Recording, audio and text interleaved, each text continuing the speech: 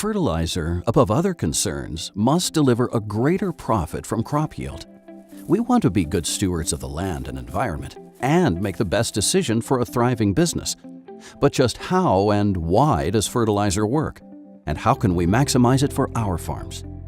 Fertilizer usually involves three key nutrients: nitrogen, phosphorus, and potassium. Phosphorus improves root growth at the early stages of a plant, influencing yield, while potassium helps regulate transport of nutrients and water, increasing hardiness.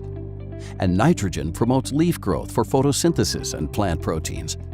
For now, let's focus in on phosphorus.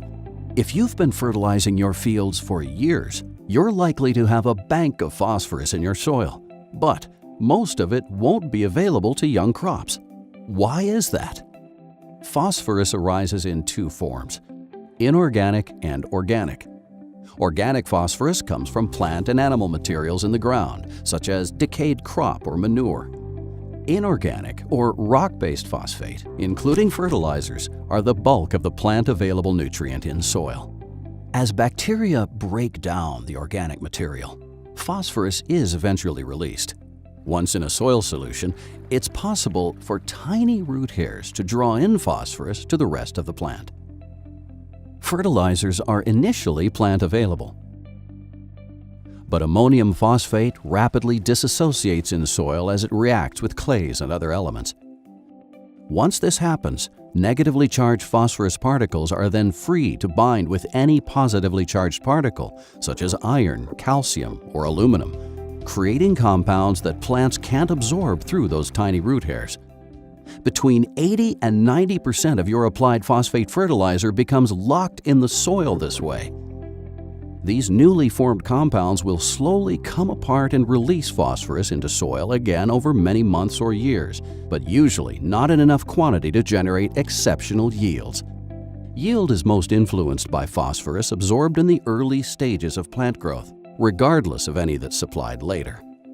In spring, when we are planting, the soil is often cold and wet.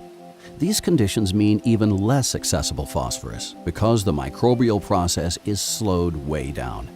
pH levels that are too high or low will also hinder available phosphorus. Unfortunately, more isn't better. Excess amounts of phosphorus can travel with soil runoff into waterways, becoming a toxin, leading to algae blooms and oxygen-depleted dead zones. The answer lies in using the right amount of phosphorus, delivered as near to planting time as possible and close to the roots as either pop-up or side dress. At Cultivase, decades of experience in farming and fertilizer has culminated in a product that targets early, short-term phosphorus needs. Our FreepHos product is a quickly plant-available orthophosphate, which we prevent from tying up with the soil by using an environmentally friendly molecular shielding, often described as complexes. In addition, we simulate plant root exudates, acids which a plant excretes to regulate microorganisms around its roots and to help extract nutrients from the soil effectively.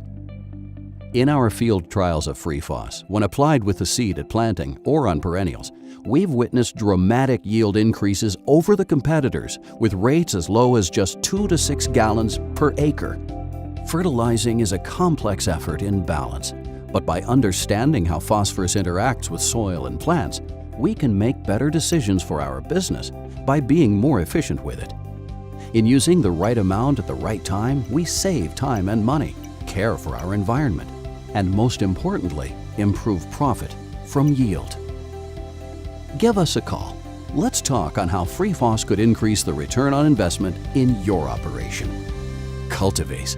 Growth begins here.